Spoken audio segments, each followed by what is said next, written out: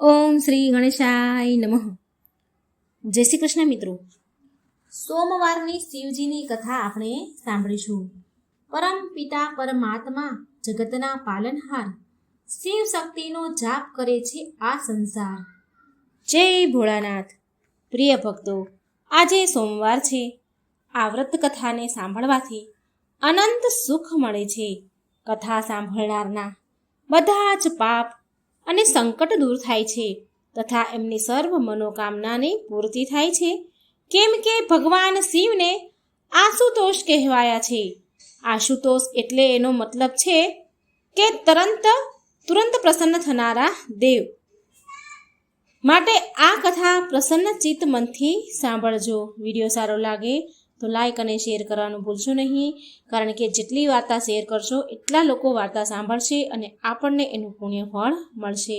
પ્રભુ મહાદેવ ખુશ થશે. ઓમ નમઃ શિવાય. હવે આપણે વાર્તા સાંભળીશું બીલીપત્રનો મહિમા અને ચંડાલિકાના શ્રાપથી મુક્તિની કથા. આ કથા પૂરી સાંભળવાથી ભગવાન અતિ પ્રસન્ન થાય છે અને ભક્તોને મનોવાંછિત ફળનું વરદાન આપે છે. એક મનોહર નામના નગરમાં સોમિની નામની એક પરમ સુંદરી બ્રાહ્મણ કન્યા હતી. જ્યારે એ યુવાન થઈ તો તેની જે બહુ જ સુંદર અને યોગ્ય વર બ્રાહ્મણ શોધી અને એના પિતાએ એના વિવાહ કરાવી દીધા.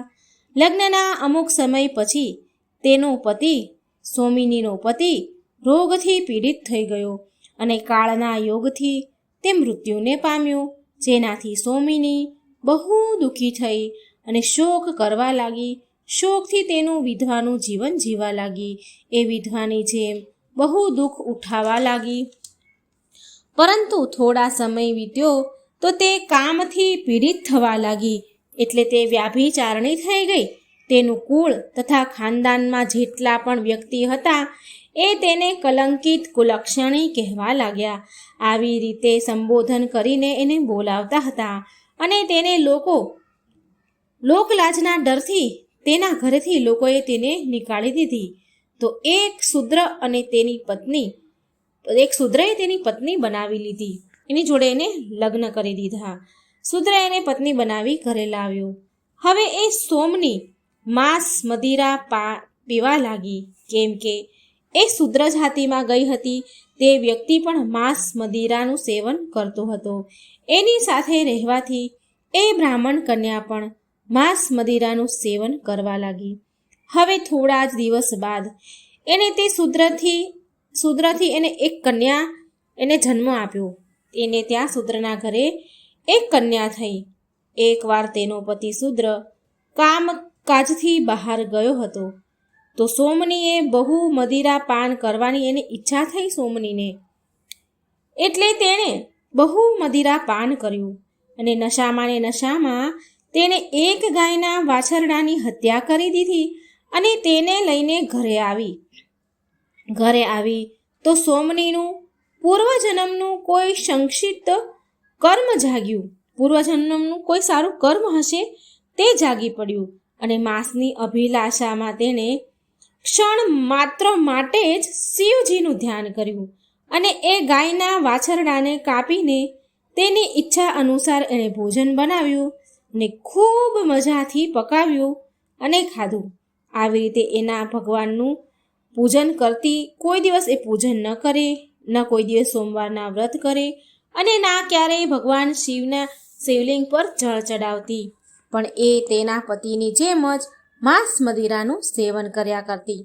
બ્રાહ્મણ કન્યા હોવા છતાં પણ કોઈ પણ સત્કર્મ કરતી ન હતી.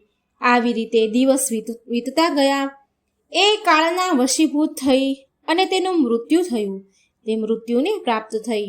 એના મર્યા બાદ પછી યમરાજના દૂત એને પાશમાં બાંધીને તેની આત્માને યમલોકમાં લઈ ગયા અને યમરાજાએ તેના પૂર્વજન્મના કર્મના લેખાજોખા જોયા, ધર્મ જોયો અને નરકવાસ આપી એમાંથી નિવૃત્ત કરી અને તેને ચંડાલના ઘરમાં જન્મ દીધો. આ બધું જોયા બાદ યમરાજના દૂતોએ કહ્યું, હે યમદેવ, તમે આ દુષ્ટ બ્રાહ્મણ કન્યાને ચંડાલીની યોનિમાં કેમ જન્મ દીધો? આને તો નરકમાં જ પડી રાખવી જોઈએ, મોકલવી જોઈએ.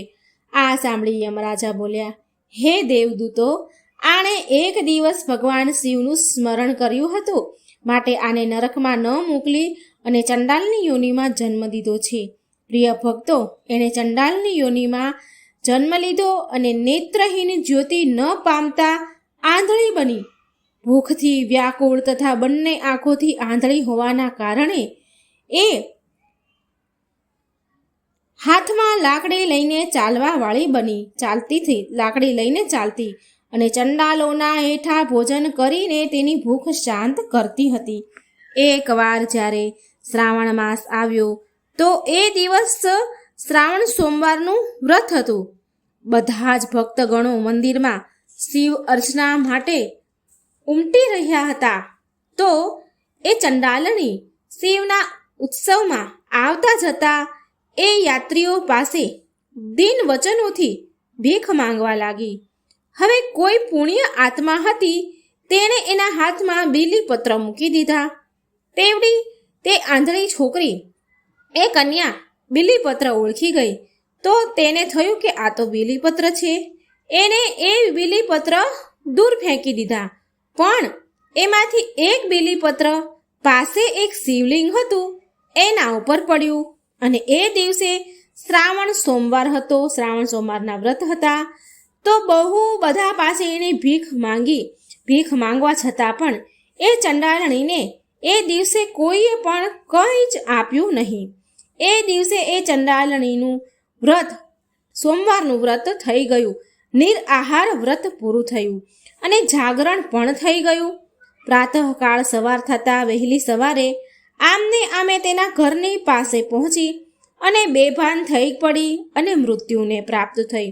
એટલે શિવજીની કૃપાથી શિવજીના ગણો સુંદર વિમાનમાં બેસાડીને તેને શિવજીના પરમ પદને પ્રાપ્તિ આપી. શિવજીના ગણોએ તેને વિમાનમાં બેસાડી અને શિવજીનું પરમ પદ પામી. એ પુણ્યથી બીજા જન્મમાં મહાબળ રાજાને ત્યાં એ રાણી બની. આ પ્રકારે જે પણ વ્યક્તિ જાણે કે અજાણે પણ શિવજીની પૂજા કરે છે, તો તેની વ્રત કથા સાંભળે છે, તો એનું શિવજી કલ્યાણ કરે છે અને તેમના ભક્તોને ક્યારેય નિરાશ નથી કરતા. એવા છે આપણા દેવોના દેવ મહાદેવ. બોલો ઓમ નમઃ શિવાય.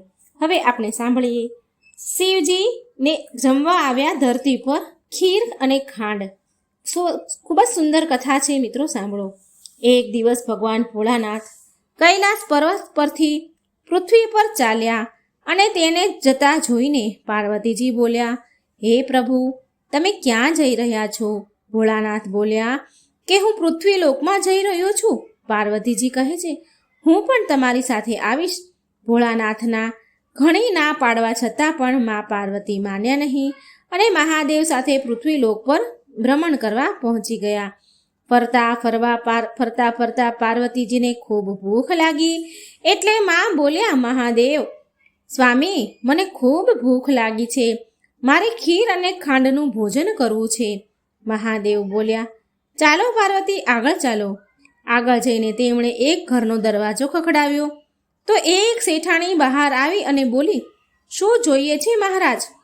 મહાદેવ બોલ્યા, અમારે ખીર ખાંડનું ભોજન કરવું છે. આ સાંભળી તે શેઠાણી બોલી કે જો તમારે ખીર ખાંડનું ભોજન કરવું જ હતું તો તમારે તમારા ઘરે કેમ ન ખાધું? તમારા ઘરે ખાઈને આવવું જોઈએ ને. આમ કહીને એ અંદર ચાલી ગઈ. હવે મહાદેવ અને પાર્વતી ત્યાંથી આગળ વધ્યા. આગળ જઈને એમને એક ડોશીમાં મળ્યા. ડોશીમાં બોલ્યા કે આવો મહારાજ, બેસો, તમારું સ્વાગત છે. તમારે શું જોઈએ છે? મહાદેવ બોલ્યા, અમારે ખીર અને ખાંડનું ભોજન કરવું છે. ડોશીમાં બોલ્યા, બેસો, હું હમણાં જ લઈને આવું છું. આમ કહીને એ ડોશીમાં એક લોટો લઈ અને જાય છે. તો મહાદેવ બોલ્યા ડોશીમાં, માજી, તમે ક્યાં જાઓ છો? તો ડોશીમાં બોલ્યા કે હું દૂધ, ચોખા અને ખાંડ લેવા જાઉં છું. મહાદેવ બોલ્યા, માતા, તમે તમારા ઘરમાં જઈને જુઓ, દૂધ, ખાંડ અને ચોખાના તો તપેલા ને વાસણો ભર્યા છે. ડોશીમાં ઘરમાં ગયા અને તપેલું ભરીને ખીર બનાવી અને મહાદેવ અને માતા પાર્વતીને જમાડ્યા અને તેમને ભોગ લગાડ્યા. પછી ડોસીમાં બોલ્યા, મહારાજ, આ વધેલી ખીરનું હું શું કરું? મારા ઘરમાં તો કોઈ જ નથી. મહાદેવ બોલ્યા, માતા, આંખ બંધ કરો. એટલે શિવજીના કહેવાથી ડોસીમાએ આંખ બંધ કરી અને પછી મહાદેવ બોલ્યા, હવે આંખ ખોલો. તો ડોસીમાએ આંખો ખોલીને જોયું તો તેના ઘરમાં દીકરો, વહુ અને પુત્ર પૌત્રીથી ભરેલું હતું. આ જોઈને ડોસીમા બોલ્યા, હે ભોળાનાથ, આ પરિવારને હું ક્યાં રાખું? મારે તો આ એક નાની એવી તૂટેલી ફૂટેલી ઝૂંપડી છે. મહાદેવ જતા જતા ઝૂંપડીને એક લાત મારે છે અને તે મહેલ બની ગયો. ડોસીમા તો પછી ખીરના વાટકા ભરી ભરીને બધાને પ્રસાદ વહેંચવા લાગ્યા અને ડોસી શેઠાણીના ઘરે પણ ખીર દેવા પહોંચી ગયા. અને શેઠાણી બોલી, તારા ઘરે ખીર ક્યાંથી આવી? તે ડોસીમાં બોલ્યા કે મારા ઘરે મહાદેવ અને મા પાર્વતી આવ્યા હતા, એમની કૃપાથી આ બધું થયું છે. શેઠાણી બોલી, મારા ઘરનું ધન તારા ઘરમાં કેવી રીતે ગયું? મારી પાસે તો કંઈ પણ ન રહ્યું. ડોસીમાં કહે છે, આ તો મહાદેવ અને મા પાર્વતીના આશીર્વાદ છે, એમના આશીર્વાદથી થયું છે. હવે શેઠાણી ભાગી મા પાર્વતીને મહાદેવને શોધવા જાય છે. ને મળ્યા પછી મહાદેવ પાર્વતી રસ્તામાં એમને મળ્યા પછી એમના પગમાં પડી ગઈ. એની પાસે પહોંચી અને બોલી કે મહારાજ, મારું ધન એ ડોસીમાને કેમ આપી દીધું? મહાદેવ બોલ્યા, મેં તો ના ઉઠાવ્યું છે તારું ધન અને ના દીધું છે. તે તારા દ્વારે આવેલાને ના કહી એટલે તારું બધું ના થઈ ગયું, નાષ્ટ થઈ ગયું. અને એ ડોસીમાએ દ્વાર પર આવેલાને હા કહી એટલે બધું હામાં ફેરવાઈ ગયું, સમૃદ્ધિ આવી. એ સ્ત્રી મહાદેવના પગમાં પડી અને માફી માંગી અને બોલી, મહારાજ, કંઈક કરો, હું ખાલી થઈ ગઈ. એટલે મહાદેવ બોલ્યા, જા, કામ તારું રોકાય નહીં, ધન તારું જોડાશે નહીં. આમ કહી મહાદેવ અને માતા પાર્વતી કૈલાશ આવી ગયા. હે ભોળાનાથ, જેવું તમે ડોસીમાને આપ્યું એવું જ આ કથા કહેનાર, સાંભળનાર અને હોકારો ભરનાર સહુને આપજો. જય ભોળાનાથ, જય માતા પાર્વતી. ઓમ નમઃ શિવાય. હવે એક ભગવાન શિવની બીજી એક કથા સાંભળીએ. પ્રાચીન કાળમાં એક નગરમાં એક બ્રાહ્મણ રહેતા હતા. એ બ્રાહ્મણને વાસુદેવ નામનો પુત્ર હતો, જે ખરાબ સંગતમાં આવીને પાપ કર્મ કરવા લાગ્યો હતો. અસત્ય બોલવું, મદિરા પાન કરવું, ચોરી કરતો, લોકોને લૂંટતો, આ બધા જ ખરાબ કામ એ છોકરો કરતો. જ્યારે બ્રાહ્મણ એના પરિવારને, એના માતા પિતાને બધું આ વિશે ખબર પડી કે તેના આવા પાપ કર્મ વિશે ખબર પડી તો એણે તેના પુત્રને ઘરથી બહાર કાઢી મૂક્યો. એને પછતાવો થયો. હવે એ છોકરો પછતાવો કરવા લાગ્યો અને બીજા નગરમાં ચાલ્યો ગયો. તેનું પેટ ભરવા માટે ભીખ માંગવા લાગ્યો. પણ જે પાપ કર્મ એણે કર્યા હતા એના ફળ સ્વરૂપ તેને કોઢ નીકળ્યો. એના શરીરના અંગ બળવા લાગ્યા. એ અત્યંત દુઃખી રહેવા લાગ્યો અને નદી કિનારે એક વૃક્ષ નીચે એક કુટિયા બનાવીને રહેવા લાગ્યો. એની આ દશા પર દયા ખાઈ ને લોકો એને એની ઝૂંપડીમાં થોડી ભિક્ષા આપી જતા, કોઈ ખાવાનું આપી જતા તો કોઈ પહેરવા માટે વસ્ત્ર આપી જતા. આમ તેનું ગુજરાન ચાલવા લાગ્યું. એ દરરોજ નદીમાંથી જળ ભરીને લાવતો અને એની ઝૂંપડી પાસે એ માટલું મૂકતો. એની ઝૂંપડી પાસે માટીમાં એક દબાયેલી શીલા પથ્થર પર મૂકી દેતો. આમ કરવાથી એ જળ ભરેલા માટલાનું થોડું પાણી એ પથ્થર પર પડતું હતું. આમ એવું એની સાથે રોજ થતું હતું. રોજ પાણી લાવે અને રોજ ત્યાં ઘરની બહાર મૂકે ઝાડ પાસે અને એ પથ્થર પર થોડું પાણી ઢોળાય. એકવાર એ જ્યારે નદીમાંથી જળ ભરીને લાવ્યો અને પથ્થર પર મૂક્યું માટલું, ત્યારે તેના પ્રાણ નીકળી ગયા. એ જ સમયે યમદૂત એમને લેવા આવ્યા. ત્યારે આકાશમાંથી એક સુંદર વિમાન ઉતર્યું અને એ વિમાનમાં શિવદૂત આવ્યા અને યમદૂતોને બોલ્યા કે તમે આને નહીં લઈ જઈ શકો. આ નર્કનો અધિકારી નથી પણ શિવલોકનો અધિકારી છે. યમદૂત બોલ્યા કે આ આદમીએ એની પૂરી જિંદગી, એની પૂરી ઉંમર પાપ જ કર્યા છે. એના પાપ કર્મના ફળ સ્વરૂપ આના પરિવારે પણ એને ત્યાગી દીધો છે, માટે આ નર્કનો યોગ્ય છે. આ સાંભળી શિવદૂત બોલ્યા કે આણે ભગવાન શિવને જળ અર્પણ કર્યું છે. આ જે વૃક્ષ નીચે દબાયેલો પથ્થર છે ને, એ કોઈ સાધારણ પથ્થર નથી, પરંતુ શિવલિંગ છે. આ ઘણા સમયથી અહીં બિરાજમાન છે. આ વાત કોઈને પણ ખબર નથી, કોઈ જાણતું નથી. આ બ્રાહ્મણે અજાણતા જ ભલે ને, પણ પૂરો મહિનો મહાદેવને જળ ચડાવ્યું છે, માટે આ યમલોકનો નહીં પણ શિવલોકનો અધિકારી બની ગયો છે. આમ કહીને શિવદૂત અને એને વિમાનમાં બેસાડીને શિવલોક લઈ ગયા. આવી રીતે મિત્રો, જે વ્યક્તિ મહાદેવને જળ અર્પણ કરે છે, ભોળાનાથનો મંત્ર ઓમ નમઃ શિવાયનો જાપ કરે છે, આ કથાને સાંભળે છે અને સંભળાવે છે, એ શિવલોકને પ્રાપ્ત થાય છે. હર હર મહાદેવ. હવે આપણે સાંભળીશું એક કંજૂસ ડોસી અને શંકર ભગવાનની કથા. પ્રિય મિત્રો, આજે હું તમને એક એવી ડોસીમાની વાર્તા કહેવા જઈ રહી છું, જે છે તો શિવ ભક્ત પણ હદથી પાર કંજૂસ છે. બહુ સમય પહેલાંની વાત છે. એક ગામમાં એક વૃદ્ધ ડોસીમાં રહેતા હતા. તે આખો દિવસ મહાદેવના નામની માળા જપ્યા કરતા હતા, શિવજીની પૂજા અર્ચના કર્યા કરતા હતા. પણ તે ડોસીમાં એક કમી હતી, એક બુરાઈ હતી કે તે બહુ જ કંજૂસ હતા. ક્યારેય કોઈને રોટલીનો એક ટુકડો પણ ન આપે. દાન પુણ્ય કરવું તેના સ્વભાવમાં જ ન હતું. કંજૂસ ડોસીમાની પાડોશણ જ્યારે તેને કહે કે માજી, તમારું પરલોક સુધારવા માટે કંઈક દાન પુણ્ય કરો, એટલે ડોસી જવાબમાં કહે પાડોશણને કે હું તો ભોળાનાથની બહુ મોટી ભક્ત છું, મારે દાન પુણ્ય કરવાની શું જરૂરત છે? મારા માટે તો શિવલોકના દરબાર ખુલ્લા છે. પણ અહંકારમાં ચોર એ ડોસીમાં એ જાણતા ન હતા કે કોઈ પણ ધર્મમાં દાનનું બહુ મહત્વ છે. કોઈ પણ ધર્મમાં. અને કોઈ ભૂખ્યા પ્રાણી વ્યક્તિને ભોજન કરાવવું તે સૌથી મોટો પુણ્યનું કામ છે. જ્યારે પાડોશીની વાત સાંભળી, પાડોશીની વાતમાં ડોસીમાએ ધ્યાન ન આપ્યું, તો સ્વયં ભોળાનાથે બીડું ઉઠાવ્યું. સ્વયં ભોળાનાથે આ ડોસીમાને સુધારવાનું બીડું ઉઠાવ્યું. ભોળાનાથે વિચાર્યું કે ગરઢા ડોસી મારી ભક્ત છે. જો મેં તેને સાચો રસ્તો ન બતાવ્યો તો મારા ભક્તને મારા પરથી વિશ્વાસ ઉડી જશે. વિશ્વાસ નહીં રહે મારા ઉપર.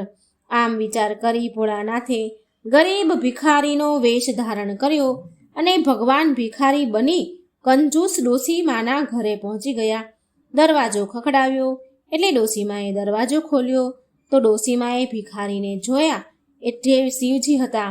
ડોસીમા બોલ્યા, ભાઈ, હમણાં હું વ્યસ્ત છું, ઘરના બધા જ કામકાજ પડ્યા છે, તું પછી આવજે.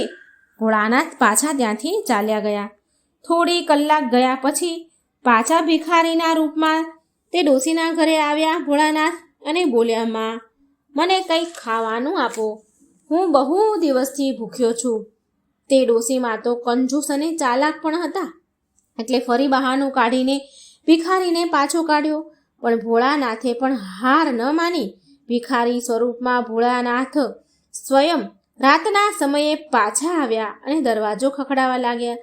ડોસીમાં દરવાજો ખોલ્યો તે ભિખારીને જોયો, છતાં પણ ડોસીનું હૃદય પીગળ્યું નહીં અને ડોસી બોલી, બાબા, બધું જ ભોજન સમાપ્ત થઈ ગયું છે, કંઈ જ ખાવાનું નથી, પછી આવજે. ભોળાનાથ નિરાશ થઈને પાછા ચાલ્યા ગયા. પણ ભોળાનાથે તો હજી પણ હાર ન માની. બીજે દિવસે સવારે ફરી તેના ઘરે ભીખ માંગવા ચાલ્યા ગયા અને બોલ્યા કે કંઈક ખાવાનું આપો ને માં, કંઈ વધ્યું ઘટ્યું હોય મને આપી દો, હું બહુ દિવસથી ભૂખ્યો છું, થોડી દયા કરો માં. ફરીથી ભિખારીને દરવાજા પાસે આવેલો જોઈને ડોસીમાં તો બહુ ગુસ્સે થયા અને ભિખારીને જેમ ને તેમ બોલવા લાગ્યા. ડોસીમાં બોલ્યા કે તને શરમ નથી આવતી? કેમ વારે વારે આવી જાય છે? જા અહીંથી, કંઈ નથી. મહાદેવ ત્યાંથી પાછા ચાલ્યા ગયા. આ સાંભળીને થોડા દિવસ પછી ડોસીમાનો જીવનકાળનો સમય પૂરો થવા આવ્યો. યમલોકમાંથી 2 દૂત ડોસીને લેવા આવ્યા. યમદૂતોને જોઈને ડોસીમાની આત્મા બોલી યમદૂતોને કહે છે કે તમે લોકો અહીં કેમ આવ્યો છો? મારે તો શિવલોક જવું છે. હું તો રોજ સવાર સાંજ ભોળાનાથનું સ્મરણ કરું છું, પૂજા પાઠ કરતી હતી. યમદૂત બોલ્યા કે માત્ર શિવજીની પૂજા કરવાથી કંઈ નથી થતું, સાથે સારા કર્મ પણ કરવા પડે છે, પુણ્ય દાન પણ કરવા પડે છે. તમે ક્યાં પુણ્યનું કામ કર્યું છે? યમદૂતોની વાત સાંભળી ડોશીમાં બોલ્યા, ઠીક છે, મને એકવાર મહાદેવના દર્શન કરાવી દો. યમદૂતો બોલ્યા, સારું સારું, ઠીક છે. યમદૂતો ડોશીને લઈને શિવલોક ગયા, કૈલાસ ગયા. મહાદેવને જોઈને ડોશીમાં ભગવાનના પગમાં પડી ગયા અને કરગરવા લાગ્યા કે પ્રભુ, હું તો દિવસ રાત તમારા નામની માળા જપતી હતી, તો પછી મને શિવલોકમાં પ્રવેશનો અધિકાર કેમ ન આપ્યો?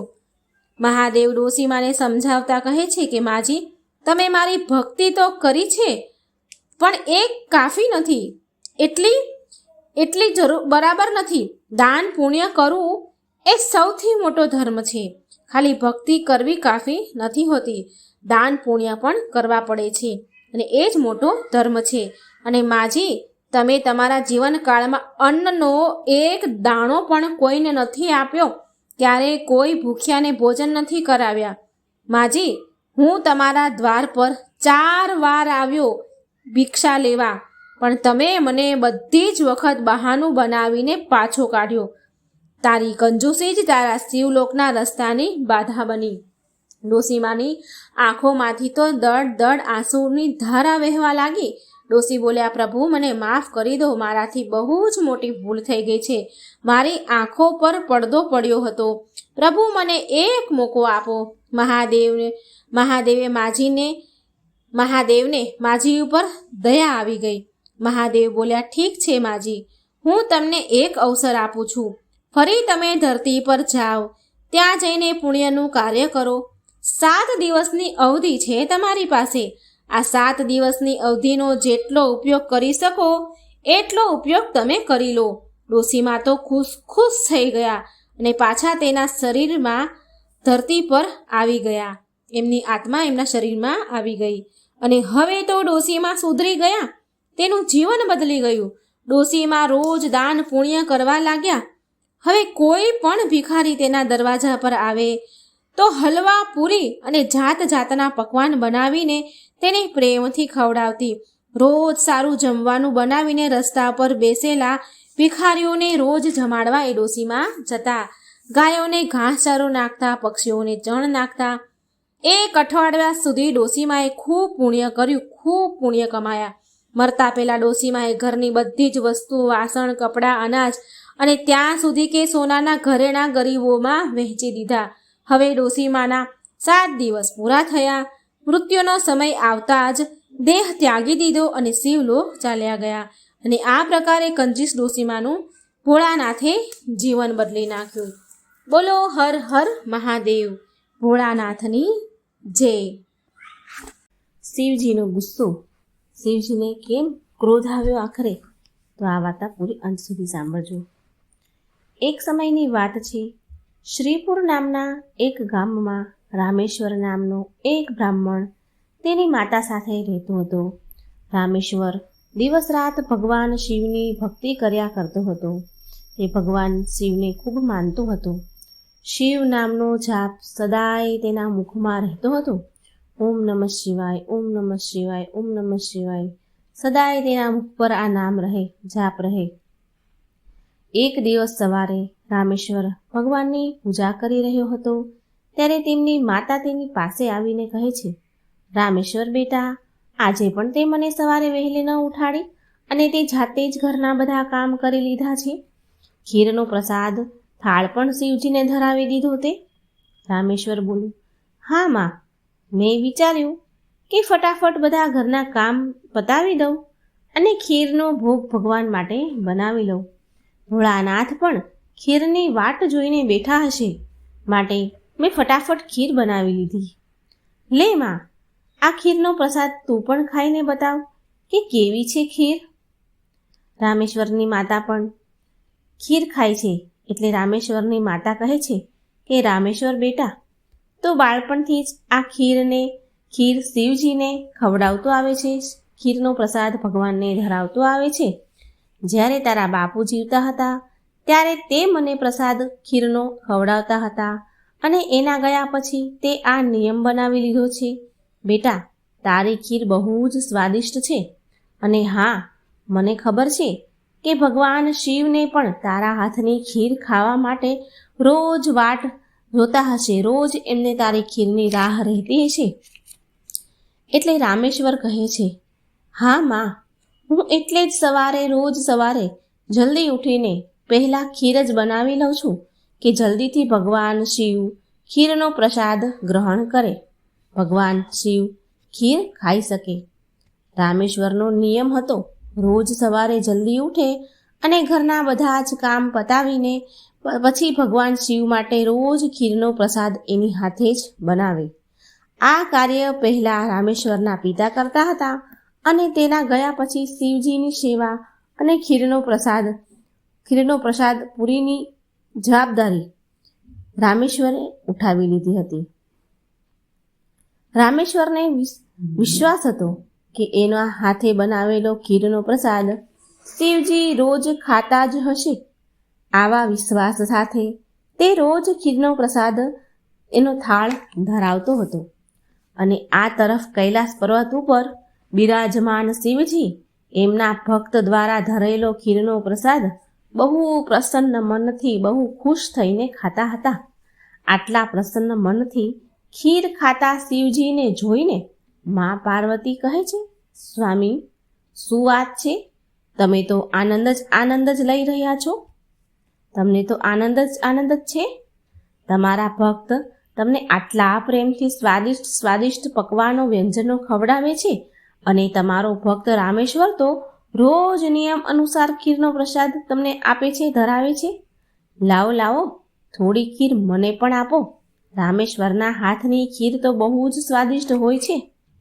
શિવજી બોલ્યા, હા દેવી પાર્વતી, રામેશ્વર એટલી સ્વાદિષ્ટ ખીર ધરાવે છે, એટલો સરસ થાળ ધરાવે છે કે મન પ્રસન્ન થઈ જાય છે એની ખીર ખાઈને. એટલામાં શિવજી પાસે નંદી અને સમસ્ત શિવગણ આવ્યા. ત્યાં ભગવાન ખીર ખાઈ રહ્યા હતા, ત્યાં સમસ્ત શિવગણો આવ્યા અને નંદી શિવજીને કહે છે કે મહાદેવ, લ્યો આ ભાંગ અને ધતુરો લઈ આવ્યો છું હું તમારા માટે. અમે તમારા માટે ભાંગ ધતુરો લાવ્યા છીએ, લો પ્રભુ, ગ્રહણ કરો. એટલે શિવજી કહે છે કે નંદી, અત્યારે તો હું સ્વાદિષ્ટ ખીરનો આનંદ લઈ રહ્યો છું. એક કામ કર, ભાંગ અને ધતુરાને પેલા નાના એવા પર્વત પર મૂકી દે. હું થોડી વાર પછી એને ખાઈ લઈશ, ગ્રહણ કરી લઈશ. આટલું સાંભળી શિવગણો નારાજ થઈ ગયા અને એકબીજા સાથે ચર્ચા કરવા લાગ્યા. શિવગણોમાં નંદી, શિંગી, વીરભદ્ર, ભૈરવ બધા જ હતા. એમાં ભૈરવ બોલ્યો, અરે નંદી, શિવજી તો આપણી સામે જોતા પણ નથી. શિવજીનું પૂરું ધ્યાન તો રામેશ્વરની બનાવેલી ખીર ઉપર છે. આવું ક્યાં સુધી ચાલશે? બીજો ગણ પણ બોલ્યો, હું પણ આ જોઈ રહ્યો છું કે આપણે મહાદેવ માટે ભાંગ અને ધતુરો પીસીને લાવ્યા અને મહાદેવે એક નજરે જોયું પણ નહીં, એક બાજુ મૂકી દેવાનું કહી દીધું. એટલે નંદી બોલ્યા, અરે નહીં, એવી વાત નથી. મહાદેવે કહ્યું છે કે ભાંગ અને ધતુરો ત્યાં મૂકી દો, હું થોડી વાર પછી એને ખાઈ લઈશ. મહાદેવ હંમેશા રામેશ્વરની બનાવેલી ખીરને બહુ મનથી ખાય છે. એવામાં વીરભદ્ર કહે છે, નંદી, હું તો કેટલી વાર વિચારું છું કે રામેશ્વરની ખીરમાં એવું તો શું છે કે ભોળાનાથ સૌથી પહેલાં એની બનાવેલી ખીર ખાય છે અને પછી તો બીજું કોઈ તરફ એમનું ધ્યાન જતું જ નથી. હમણાં જ તો આપણે ભાંગ અને ધતુરો લઈને આવ્યા અને ભોળાનાથે જોયા વગર જ એક બાજુ મૂકી દેવાનું આપણને કહી દીધું. નંદી બોલ્યા કે હા ભૈરવ, તું સાચું કહે છે કે શિવજીની તો ભાંગ ધતુરો એટલો બધો પ્રિય છે, છતાં પણ રામેશ્વરની ખીર સિવાય આ સમયે એમને બીજું કંઈ દેખાતું જ નથી, બીજું કંઈ વહાલું નથી. એટલે વીરભદ્ર બોલ્યા કે તો નંદી, હવે શું કરીએ આપણે કે રામેશ્વર પરથી શિવજીનું ધ્યાન ભટકી જાય ને આપણા ઉપર આવી જાય. નંદીજી બોલ્યા કે એક રસ્તો છે. નંદીએ પછી બધા જ ગણોના કાનમાં એક યોજના કહી અને યોજના કહ્યા બાદ ત્યાર પછી નંદી સહિત બધા જ ગણો પૃથ્વી પર આવ્યા અને બધાએ બ્રાહ્મણનું સ્વરૂપ લીધું, ધારણ કર્યું અને એ બધા રામેશ્વર પાસે પહોંચી ગયા. એ સમયે રામેશ્વર ખીરનો પ્રસાદ માટે બજારમાંથી સામગ્રી લઈ રહ્યો હતો. બજારમાં જ હતો. બ્રાહ્મણ વેશમાં આવેલા નંદી, ભૈરવ, સિંગી, વીરભદ્ર બધા જ રામેશ્વર પાસે આવ્યા અને કહ્યું કે રામેશ્વર, તું અમને નથી ઓળખતો, પણ અમે તને સારી રીતે ઓળખીએ છીએ. તું ભગવાન શિવનો ભક્ત છો અને રોજ તેને ખીરનો પ્રસાદ શિવજીને ધરાવે છે તું. રામેશ્વર બોલ્યો, હા બ્રાહ્મણદેવ, તમે તો બધું જ જાણો છો. બીજો ગણ બોલ્યો કે હા રામેશ્વર, અમે તારા વિશે બધું જ જાણીએ છીએ, માટે જ અમે તારી પાસે આવ્યા છીએ. અમને ખબર છે કે તું મહાદેવનો પરમ ભક્ત છે, પણ શું તને એ ખબર છે કે મહાદેવ હવે રોજ ખીર ખાઈને અબખે આવી ગયા છે? હવે ખીર એમને નથી પસંદ. રોજ ખીર ખાઈને હવે થાકી ગયા છે. માટે હવે તું થોડા દિવસ માટે ખીરનો ભોગ ધરાવવાનો રોકી દે. રામેશ્વર, તું એક કામ કર, તું મહાદેવને અઠવાડિયામાં એક જ વાર ખીરનો થાળ ધરાવ, ખીરનો પ્રસાદ બનાવીને ધરાવ. એનાથી મહાદેવને ખીરનો વધારે સ્વાદ આવશે. હવે મહાદેવને તો કેટલા બધા ભક્ત પૂજે છે, મહાદેવને એટલા બધા ભક્ત થાળ ધરાવે છે, ભોગ ધરાવે છે. એમના દ્વારા ધરાવેલા ભોગને ખાઈને એમને પેટ બહુ ભરાઈ જાય છે. જો તું અઠવાડિયામાં એકવાર ખીરનો ભોગ લગાવીશ તો શિવજીને તારી ખીરની રાહ રહેશે. એ તારી ખીરની વાટ જોશે અને વધારે આનંદથી ખીરનો પ્રસાદ ગ્રહણ કરશે. શું રામેશ્વર, મેં સાચું કીધું ને? એટલે રામેશ્વર બોલ્યું, હા, આ વાત તો તમે બરાબર કહી બ્રાહ્મણદેવ. આ વિષય પર તો મેં ક્યારેય વિચાર જ ન કર્યો. હું એક કામ કરું છું કે હું અઠવાડિયામાં એક જ વાર ભગવાનને ખીરનો થાળ ધરાવીશ, જેથી શિવજી બીજા ભક્તોનો પણ પ્રસાદ ગ્રહણ કરી શકે અને એમને મારી ખીરના મનથી રાહ જુએ. ભોળો પરમેશ્વર શિવગણોની વાતોમાં આવી ગયો. શિવગણ ખુશ થઈને કૈલાસ પર પાછા આવી ગયા. હવે રોજ શિવજી રામેશ્વરની ખીરની રાહ જોઈને બેઠા હતા. રોજ રાહ જોવા લાગ્યા કે ક્યારે રામેશ્વર ખીરનો ભોગ ધરાવે અને ક્યારે હું ખીર ખાઉં. પણ કેટલા દિવસ સુધી રામેશ્વર તો ખીરનો ભોગ બનાવ્યો જ નહીં. તો શિવજીને ખીર ખાવા ક્યાંથી મળે? હવે અઠવાડિયામાં એક દિવસ જ રામેશ્વર ખીરનો ભોગ લગાવે છે શિવજીને, અને પછી શિવજીએ એ દિવસે ખીર ખાધી અને પછી પાછા થોડા દિવસ ફરી ગયા. શિવજીને ખીર ન મળી તો ભગવાન શિવ વિચારવા લાગ્યા કે રામેશ્વર તો મને રોજ ખીર ધરાવતો હતો અને હવે અઠવાડિયામાં એક જ વાર કેમ ધરાવે છે? શિવજીએ એમની આંખો બંધ કરી અને બધી જ હકીકત એમને જાણી લીધી. તેમને બધી ખબર પડી ગઈ. શિવગણોની જે કરતૂત હતી એ એમને ખબર પડી ગઈ અને આંખ ખોલી અને ભગવાન તો બહુ ગુસ્સે થયા. શિવજી તો એની આંખો તો લાલ પીળી થવા લાગી. ભગવાન શિવજીની આંખો લાલ ચોળ થઈ અને શિવગણો પર બહુ એમને ગુસ્સો આવ્યો. શિવજીને આટલા ગુસ્સામાં જોઈને બધા જ શિવગણો શિવજીને હાથ જોડીને માફી માંગવા લાગ્યા. શિવજી બોલ્યા, નંદી, સિંગી, વીરભદ્ર, ભૈરવ, તમે બધા ગણો શું જાણો છો કે તમે શું કર્યું છે? મારા ભક્ત રામેશ્વર દ્વારા અર્પણ કરેલી ખીર મને કેટલી પ્રિય છે અને તમે બધાએ શું કર્યું? અને તમે રોજ એને ખીરનો ભોગ ધરાવવા માટે ના કહી દીધી. એટલે ગણોએ માફી માંગી કે હે મહાદેવ, અમને માફ કરી દો, અમારાથી ભૂલ થઈ ગઈ છે. હે ગણો કહે છે, મહાદેવ, જ્યારે અમે તમને ખીર ખાતા જોતા હતા તો અમે એમ વિચારતા હતા કે તમે અમારી તરફ ધ્યાન નથી આપી રહ્યા, તમે અમારી તરફ નથી જોઈ રહ્યા. શિવજી બોલ્યા કે અચ્છા, તો આ કારણ છે. પણ તમે બધા એ નથી જાણતા કે મારો પ્રેમ મારા બધા જ ભક્તો માટે એક સમાન છે. હું તમને ગણોને કેવી રીતે ભૂલી શકું? તમે તો મારા હૃદયમાં વાસ કરો છો. તમે બધા તો મારી જ શક્તિ દ્વારા ઉત્પન્ન થયા છો. સંસારમાં પ્રત્યેક ભક્ત મને એક સમાન પ્રિય છે અને પ્રત્યેક ભક્તના હૃદયમાં હું જ વિદ્યમાન છું. માટે મારો પ્રેમ ક્યારેય પણ ઓછો કે વધારે નથી થઈ શકતો. માતા પિતા માટે તો એમના બધા જ બાળકો માટે પ્રેમ એક સમાન હોય છે, તો પછી તમે કેવી રીતે આ ભૂલી શકો? ભગવાન શિવની વાત સાંભળીને બધા જ શિવગણ સમજી ગયા કે એમણે કેટલી મોટી ભૂલ કરી દીધી છે. સાચે જ ભગવાન શિવ માટે એમના ભક્તોનો પ્રેમ એક સમાન હોય છે. ત્યાર પછી બધા જ શિવગણ ફરી એકવાર બ્રાહ્મણનું સ્વરૂપ લઈને ધરતીલોક પર આવ્યા અને રામેશ્વરની પાસે ગયા અને રામેશ્વરને કહે છે કે અમને ભગવાન શિવનો સંદેશ આવ્યો છે કે શિવજી એવું કહી રહ્યા હતા કે તારી ખીર એટલી બધી સ્વાદિષ્ટ હોય છે કે શિવજી એક અઠવાડિયાભરની વાટ નથી જોઈ શકતા. એ તારી ખીર ખાધા વગર નથી રહી શકતા. અઠવાડિયામાં એકવાર ખીરના ભોગથી તેમનું મન નથી ભરાતું.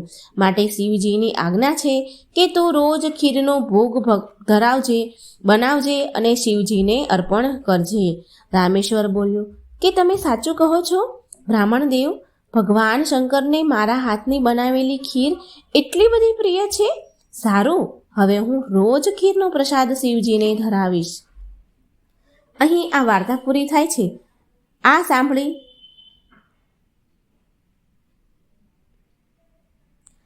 સાંભળીને રામેશ્વર બહુ ખુશ થયા. હવે રોજ ફરી રામેશ્વર ખીર બનાવીને ભગવાન શિવને થાળ ધરાવે છે. હવે તો સમસ્ત શિવગણ પણ રામેશ્વરની ધરેલી ખીરનો પ્રસાદ બહુ આનંદથી ખૂબ પેટ ભરીને ખાય છે. ભગવાન શિવ અને મા પાર્વતી ગણોને આવી રીતે ખીર ખાતા જોઈને મંદ મંદ હસવા લાગ્યા.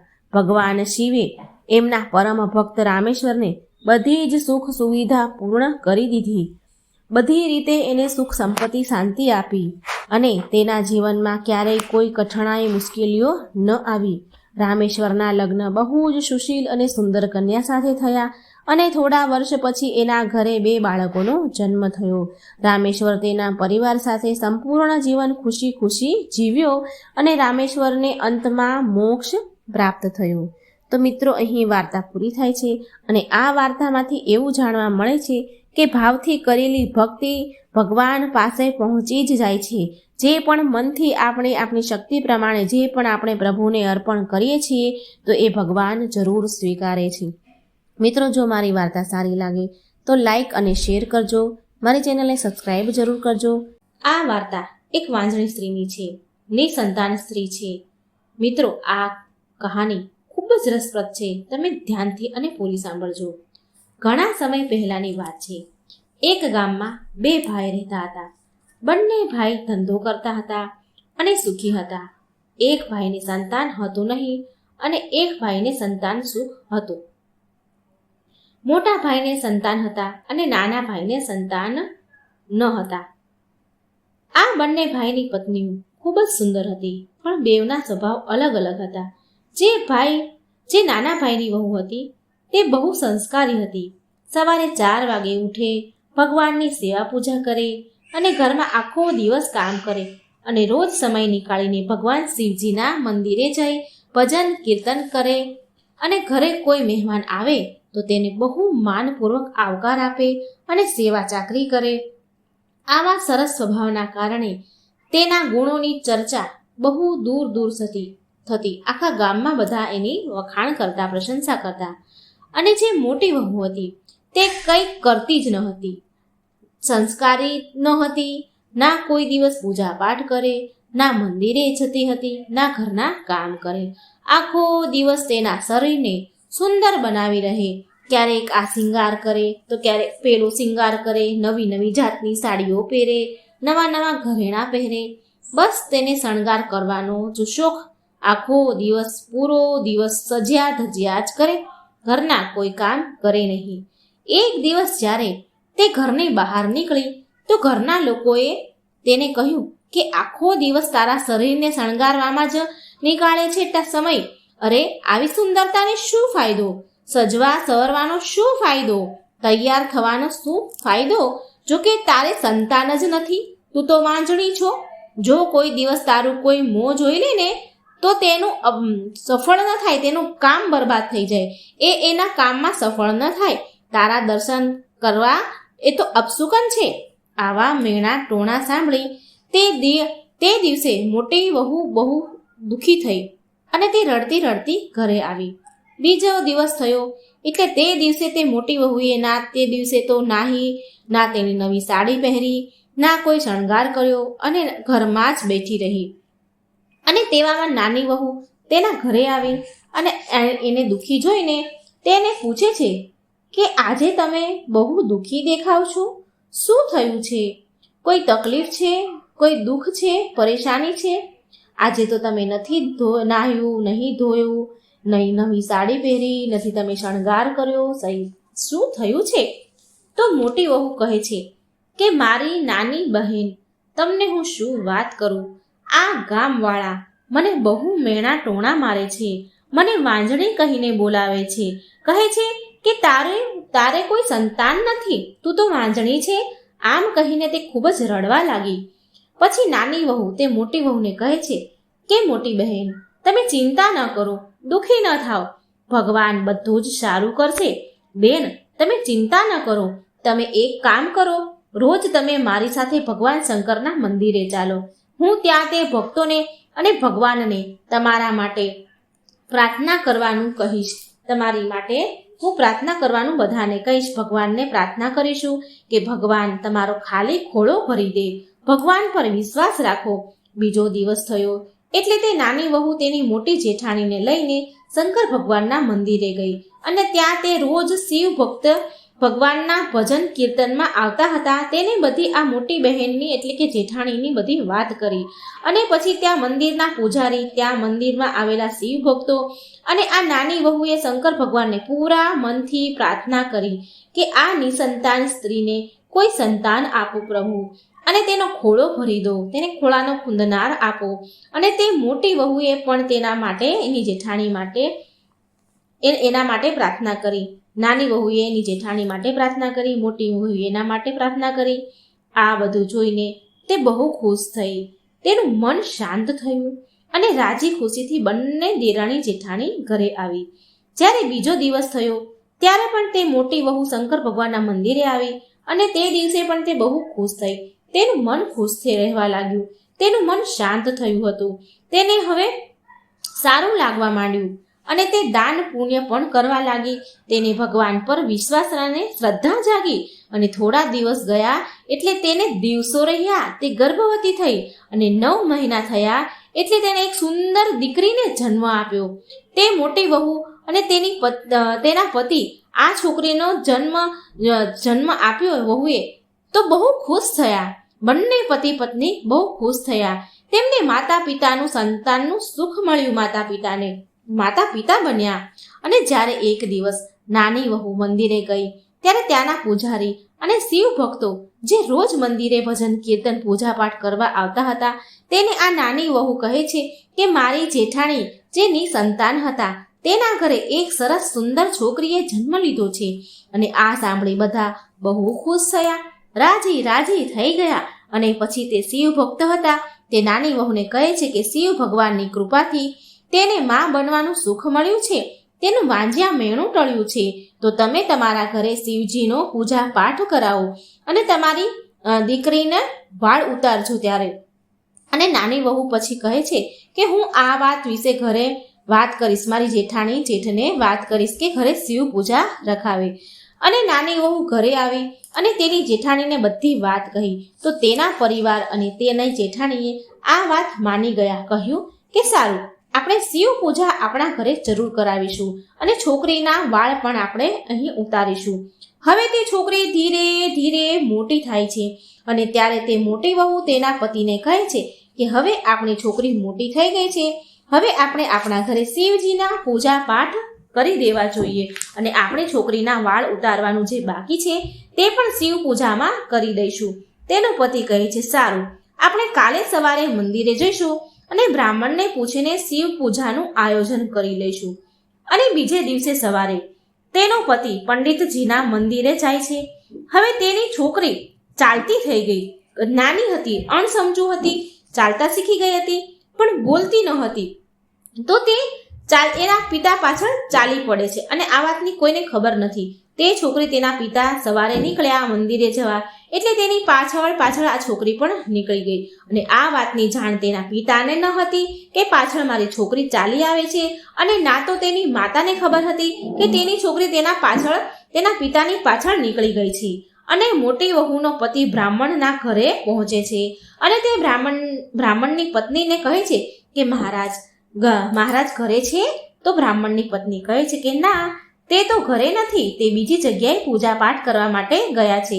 એટલે આ મોટી વહુનો વર તે બ્રાહ્મણીને કહે છે કે મને જ્યાં મહારાજ ગયા છે ત્યાંનું સરનામું આપો, હું ત્યાં ચાલ્યો છું, ત્યાં જ હું મહારાજને મળી લઉં. પછી બ્રાહ્મણીએ મહારાજ ગયા હતા ત્યાંનું સરનામું આપ્યું અને તે મોટી વહુનો પતિ તે સરનામે જવા નીકળી ગયો. અને આ બાજુ તે નાની છોકરી એના પિતાની પાછળ આ બ્રાહ્મણના ઘરે પહોંચી ગઈ. તે છોકરીને તેની માએ શોધી પણ એને મળી નહીં. એ છોકરીની માએ સોનાની વસ્તુઓ પહેરાવી હતી છોકરીને, સોનાની કડલી હાથમાં, સોનાની પાયલ, ગળામાં નાનું સોનાનું પેન્ડલ, આ બધું જ એની માએ પહેરાવ્યું હતું. તે મોટી વહુને બહુ વર્ષ પછી ભગવાનને દીકરી આપી હતી. એટલે એ છોકરીને ખૂબ લાડથી ઉછેરે છે. તેને પોતે જ એટલો સજવા સરવાનો શોખ હતો માટે એ એની દીકરીને પણ બહુ ઢીંગલીની જેમ તૈયાર કરે છે અને બધું સોનાનું પહેરાવ્યું હતું. આટલું બધું સોનાની વસ્તુ પહેરેલી જોઈ તે બ્રાહ્મણની પત્નીને મનમાં લાલચ જાગી ઉઠી. તે બ્રાહ્મણની પત્ની તે છોકરીને ઘરમાં બોલાવે છે અને તે છોકરીએ જે સોના ચાંદીના વસ્તુના જે દાગીના પહેર્યા હતા તે બધા જ એ ડોસી નીકાળી લે છે. છોકરી બૂમો પાડે છે, રડવા લાગે છે, ચીસો પાડવા લાગી.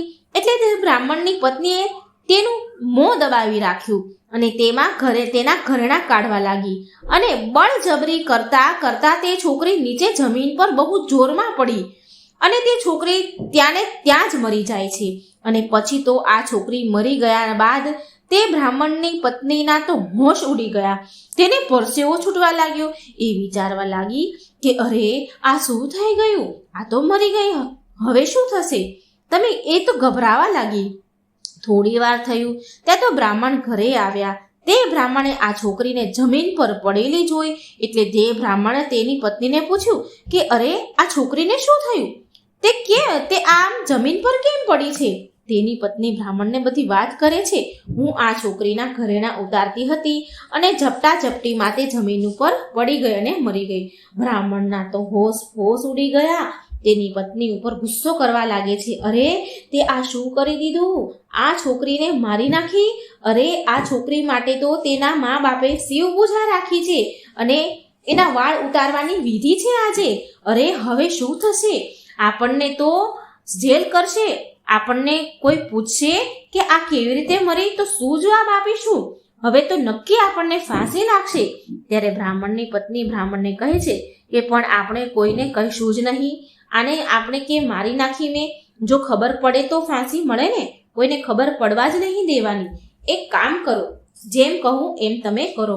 હું આ છોકરીને એક બોરીમાં ભરી દઉં છું. તમે આ બોરીને ગંગાજીમાં લઈ જાઓ અને નદીમાં વહાવી દેજો. કોઈને ખબર જ નહીં પડે. બ્રાહ્મણ કહે છે કે શું તું ગાંડી થઈ ગઈ છે? જો આ બોરીમાં આને લઈ જઈશ અને બહાર રસ્તામાં મને કોઈ પૂછશે તો હું શું જવાબ આપીશ? બ્રાહ્મણની પત્ની તેના પતિને કહે છે કોઈ પૂછે તો તમે કહી દેજો કે આમાં વધ્યો ઘટ્યો નકામો સામાન છે, ભંગાર છે, તે ગંગાજીમાં પધરાવા જાઉં છું. અને હવે બ્રાહ્મણ પાસે બીજો કોઈ રસ્તો ન હતો માટે તેણે તેની પત્નીને બધી વાત માની લીધી અને તે છોકરીને બોરીમાં નાખી અને બંધ કરી દીધી. છોકરીને ગંગાજીમાં નાખવા માટે ઘરેથી નીકળી ગયો. રસ્તામાં તેને ગામના 2-3 વ્યક્તિ મળે છે. તેને પૂછે છે કે આ બોરીમાં શું લઈને જાઓ છો બ્રાહ્મણ દેવ? આ બોરીમાં શું છે? અને ત્યારે બ્રાહ્મણ કહે છે કે આમાં તો વધારાનો કચરો છે, નકામો સામાન છે, તે ગંગાજીમાં પધરાવા જાઉં છું. અને પછી તે ગંગાજી નદીમાં ગયા અને તે છોકરીને બોરી સાથે જ નદીમાં ફેંકી દીધી અને ઘરે પાછા આવી ગયા. અને પછી નાહી ધોઈને તે એ જ ઘરે પહોંચી ગયા જ્યાં છોકરીની પૂજા વિધિ રાખી હતી. તેના વાળ ઉતારવાની તે દિવસે વિધિ હતી. તેના ઘરે જોરશોરમાં શિવ પૂજાની તૈયારી ચાલી રહી હતી. ઘરમાં બધા બહુ ખુશ હતા. અને પછી બ્રાહ્મણ તેના ઘરે પહોંચી તેના પિતાને કહે છે, આ પૂજા માટે તમારે ગંગાજીમાં સ્નાન કરવા માટે જવું પડશે. ત્યાર પછી તમારી છોકરીના વાળ ઉતરશે.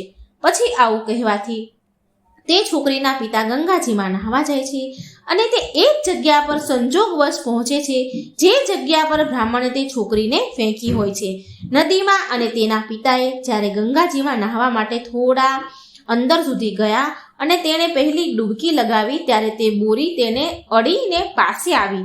ત્યારે તે વિચારે છે કે ખબર નહીં આ શું છે.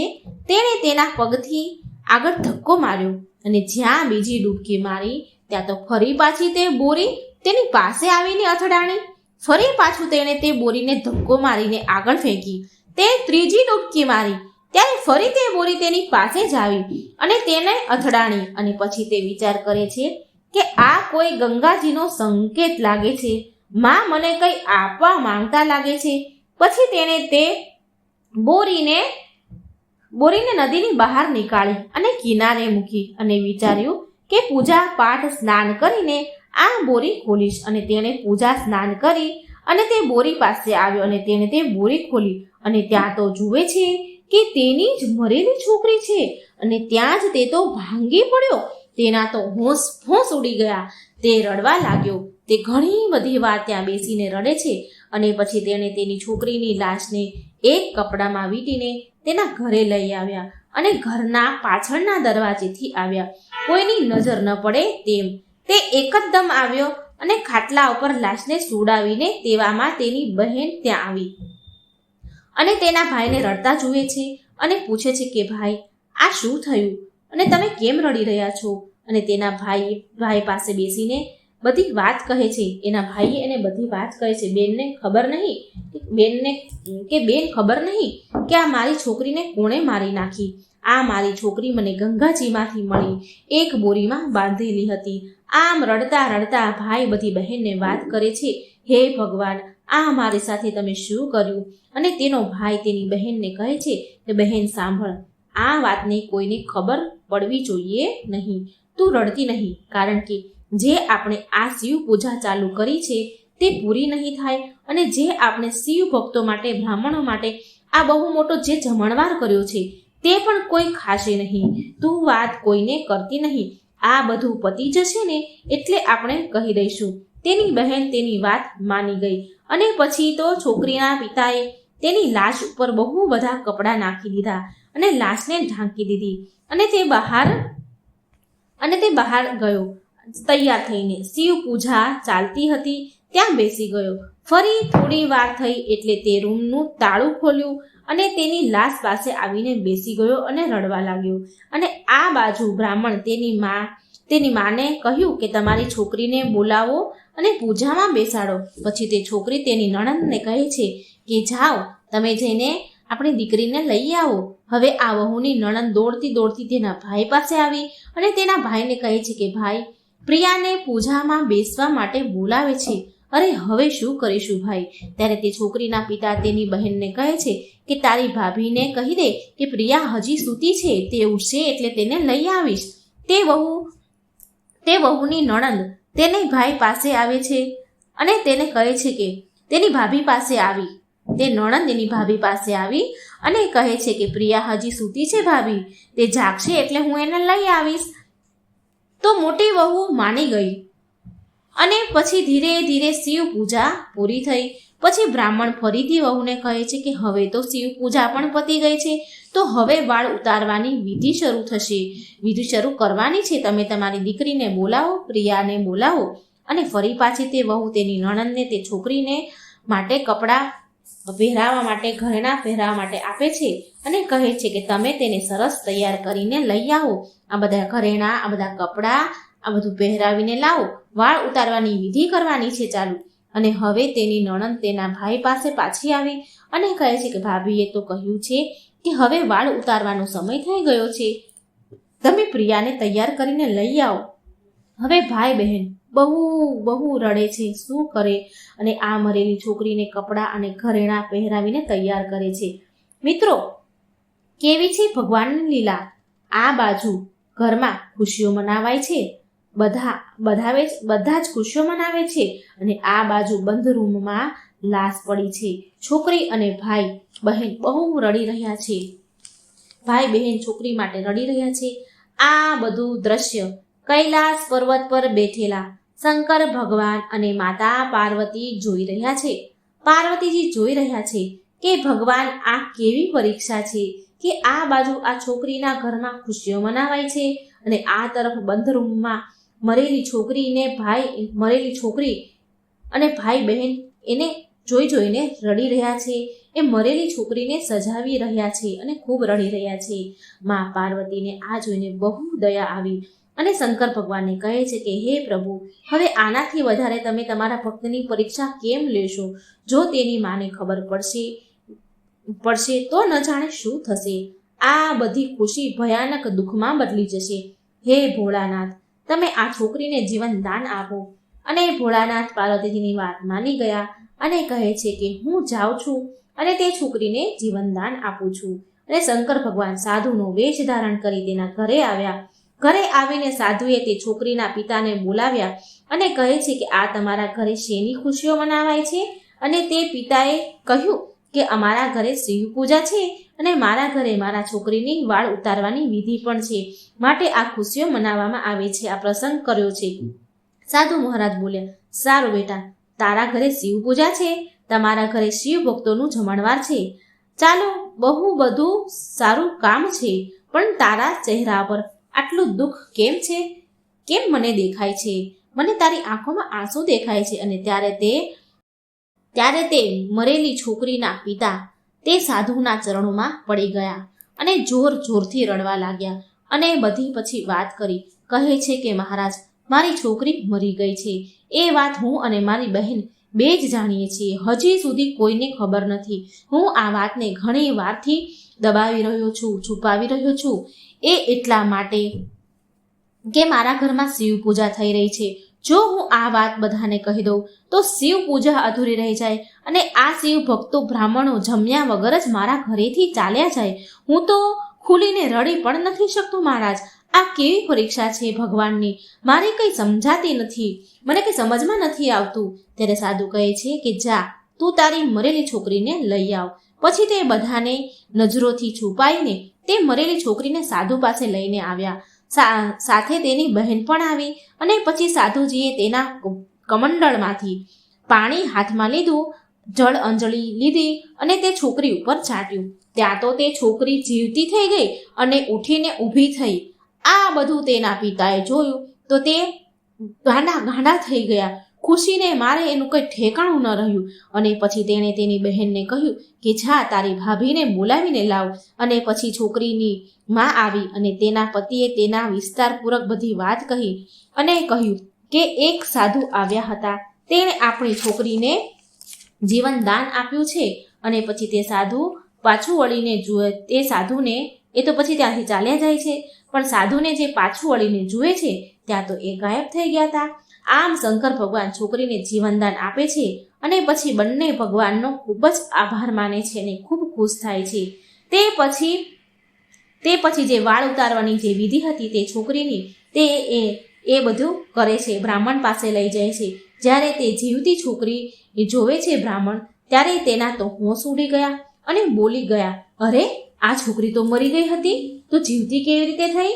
અને પછી બ્રાહ્મણે બધી વાત કરી કે મારી પત્નીએ આ અનર્થ કર્યું હતું, મારી પત્નીએ આ બધું કર્યું હતું અને હું મોતથી બચવા માટે આ છોકરીને બોરીમાં નાખીને ગંગાજીમાં ફેંકી આવ્યો હતો અને તમને આ છોકરી મળી ગઈ. ભગવાન ભોળાનાથની મોટી કૃપા થઈ અને આ છોકરીને જીવનદાન આપ્યું. અને બ્રાહ્મણ એના માતા પિતાની ખુશીઓને કોઈ ઠેકાણું નથી રહેતું. બ્રાહ્મણ પણ બહુ ખુશ થાય છે, કારણ કે એના માથા ઉપરથી એક હત્યાનો કલંક જતો રહ્યો. એની ખુશીઓનું તો કોઈ ઠેકાણું નથી રહેતું. અને પછી તે છોકરીની વાળ ઉતારવાની વિધિ થઈ. બધા સાધુ બ્રાહ્મણ જમ્યા અને બધા પોતપોતાના ઘરે ગયા. ભગવાન શિવની લીલા મહાન છે. આવી રીતે તે વાંજણી સ્ત્રીનો ખોળો ભગવાન ભોળાનાથે ભર્યો અને તે છોકરી મરી ગઈ હતી તો ભગવાને તેને જીવનદાન આપ્યું. બોલો હર હર મહાદેવ. મિત્રો કેવી સરસ ભગવાન શિવજીની લીલા છે આ વાર્તા. મિત્રો જો તમને પસંદ આવે તો વિડીયોને શેર કરજો અને લાઈક કરજો. આ ચેનલને સબસ્ક્રાઈબ જરૂર કરજો. કોમેન્ટ બોક્સમાં કૃપા કરી ભગવાનનું નામ પણ જરૂર લખજો. જય શ્રી કૃષ્ણ. રાધે રાધે. Thank you.